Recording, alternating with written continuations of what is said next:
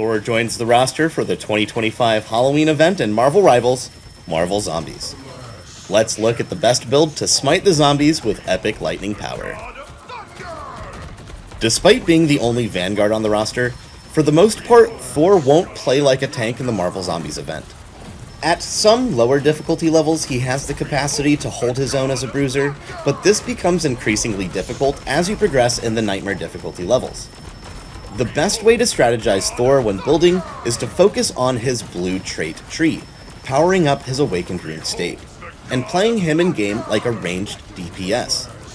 Keep in mind, Thor is not a great character for solo play at the highest of difficulties because of his need for both damage and health early on, having some of the lowest durability of the characters on the Marvel Zombies roster. For Nightmare levels 3 and 4, he makes an excellent addition to a team that can provide massive amounts of area of effect damage and crowd control. In addition to maxing out his blue trait tree, which will increase damage, projectile size, attack speed, and duration of his awakened state, when leveled high enough, be sure to equip the upgraded version of his ultimate ability, Thunderclap Surge. This is the beginning of adding massive crowd control to Thor. For the other abilities, it doesn't matter as much which you choose, as Mjolnir Bash will rarely be used outside of Awakened state with this build, and both upgrade options for Lightning Realm provide Thor with increased escapability by either stunning or pushing away enemies on cast, making both Concussive Cell and Bastion Dome good for this build. In-game, your primary purchasing focus will continue building blue stats, further enhancing Thor's awakened state. The three main cards we want to find for this build are Cranium Crusher, Endstorm, and Rune Recycle.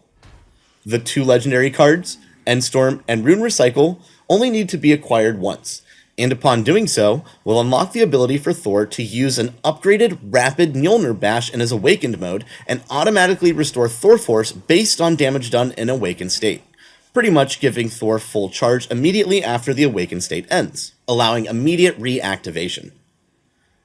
Rune Recycle can be stacked for further benefits, but once you collect the card, the damage during Awakened state is so high you will rarely not have full charge of Thor Force after exiting Awakened state.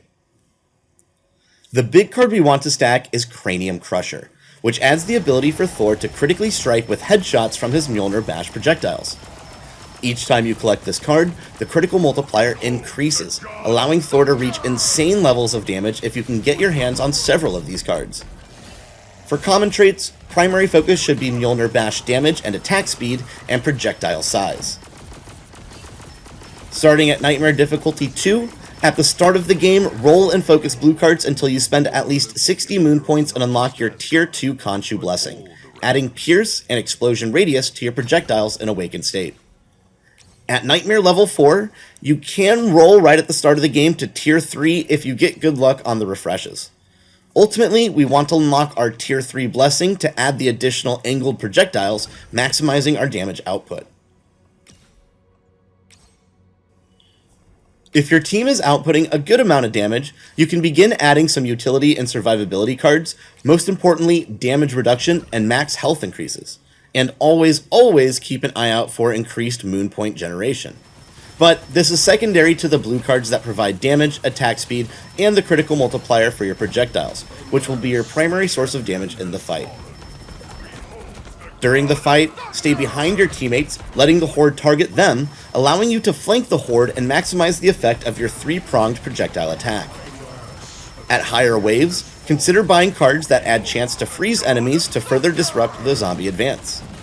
If you or your teammates get in trouble, one of the best utilities in Thor's kit is his AoE knockup added to his ultimate with the Thunderclap Surge modification.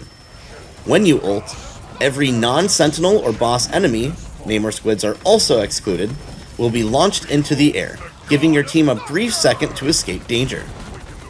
With this build, because your area damage is so high, your ult will charge almost instantly, and with Rune Recycle, when you cast your ultimate, exiting Awakened state, you will automatically restore Thor Force, causing your ult to knock up all the zombies around you and have you go right back into Awakened state. Most often, you can acquire your ultimate again before the zombies even touch the ground. This can allow you to juggle the smaller zombies, which can be an excellent tool for preventing exploding zombies getting too close to the team or plague zombies overfilling the map with toxic puddles. With this build, you will be able to unleash epic fury on your foes, while keeping your teammates alive through all the challenges of the Nightmare difficulties. If you want to experiment with your own build, don't forget you can see all the available blessings in the game by going to the Prepare menu and tabbing over to the Khonshu Blessings page. I've been Dakota with GameRant. For everything else gaming related, check out GameRant.com or keep it tuned right here.